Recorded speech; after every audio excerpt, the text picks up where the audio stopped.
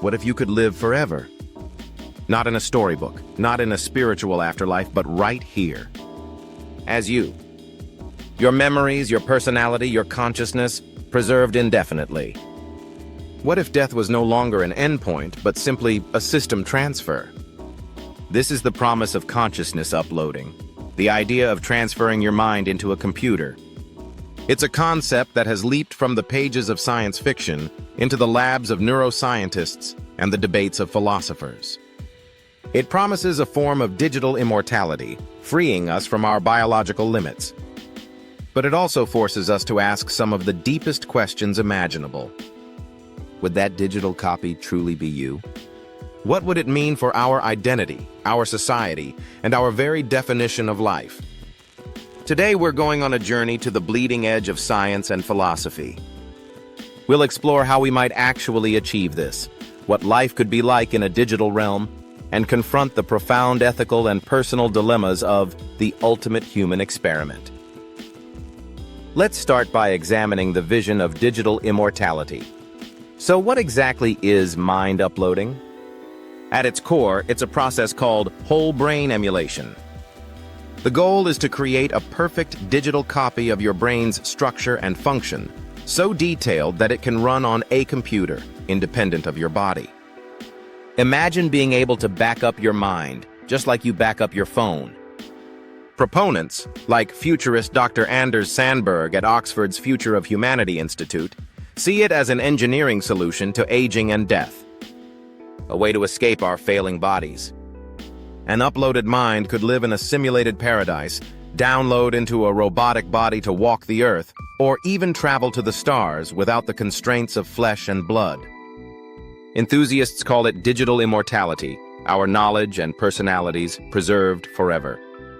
But not everyone is thrilled. Many people, including Dr. Sandberg himself, note the gut reaction that they'd rather smell the flowers with my original body than exist as data. Still, the idea is no longer pure fantasy. So how would we even begin to pull off something this incredible? Now let's look at the science. How could it work? Uploading a mind would be the most complex reverse engineering project in human history. Your brain is a universe in your skull, with 86 billion neurons and 100 trillion connections, or synapses.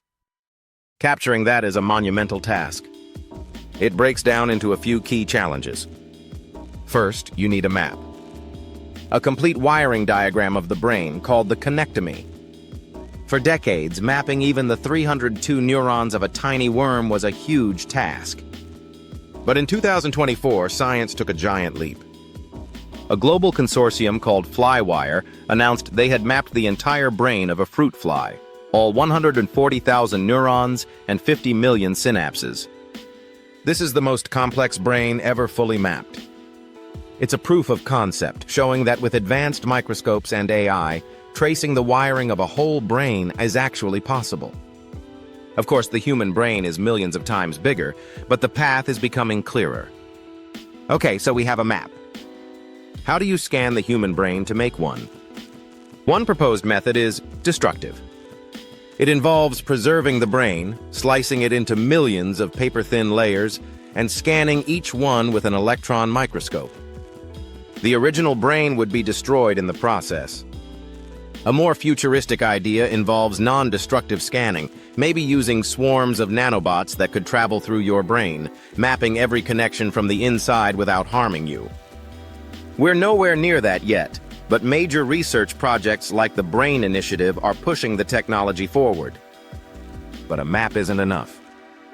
We also need to know the state of the brain, which neurons are firing, how strong each connection is.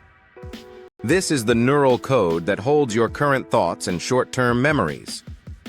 Capturing that dynamic state is another massive challenge. Finally, you need the computing power to run the simulation.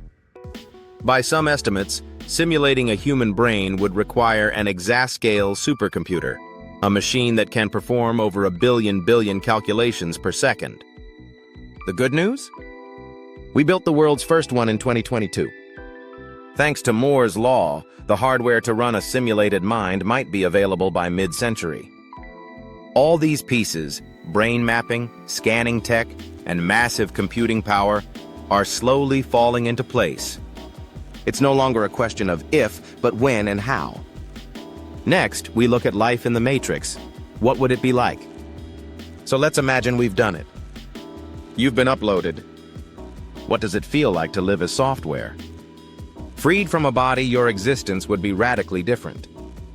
You could live in any virtual world imaginable. The laws of physics would be yours to command. Learning would be as simple as downloading a file. Want to learn Kung Fu? It could take seconds. You could also have new bodies, controlling a robotic avatar in the real world one moment, and inhabiting a spaceship on its way to Alpha Centauri the next. But perhaps the most mind-bending change would be your perception of time. Biological neurons have a speed limit. In a computer, your mind could run millions of times faster. You could experience a subjective year of thought while only a day passes in the outside world. But this raises a crucial question. Would it feel real? Would a simulated brain have genuine consciousness, or would it be a philosophical zombie, an empty shell that just acts like you? Most scientists believe that if you replicate the process, you replicate the mind. But we can't know for sure until we create one. The question now is the identity paradox. Are you still you? And this brings us to the deepest, most personal puzzle of all. If you upload your mind, is that digital being really you? This is where we run into a classic thought experiment, the ship of Theseus. If you replace every plank of a ship, is it the same ship? Now apply that to your mind. Let's consider two scenarios. Scenario 1, the copy. Your brain is scanned, and a perfect digital version of you is created. But your original biological self is still here, alive and well. Now there are two of you. Who is the real you? Your original self would probably feel like you're still you, and the upload is just a copy, a twin with your memories. The copy might feel like it's you, but from your perspective, your consciousness never made the leap. Scenario 2, gradual replacement. Instead of a one-time copy, what if we slowly replaced your neurons with artificial ones over many years? You'd be conscious the whole time, never experiencing a break in your stream of thought. In the end, your brain is fully artificial, but your identity might feel preserved. Many philosophers argue this method, ensuring continuity, is the key to true survival. But it gets weirder. Once you're digital, you can be copied. You could create 10 versions of yourself. After a year, they would all be different people, shaped by different experiences. Our entire concept of a single, unique self shatters. Are you the original data file? Or are you every copy? There's no easy answer. This isn't just a technical problem, it's a fundamental crisis of identity. Another issue is the ethical minefield. Should we do this? Even if we solve the science and the identity crisis, we're left with a moral minefield. Who gets to live forever?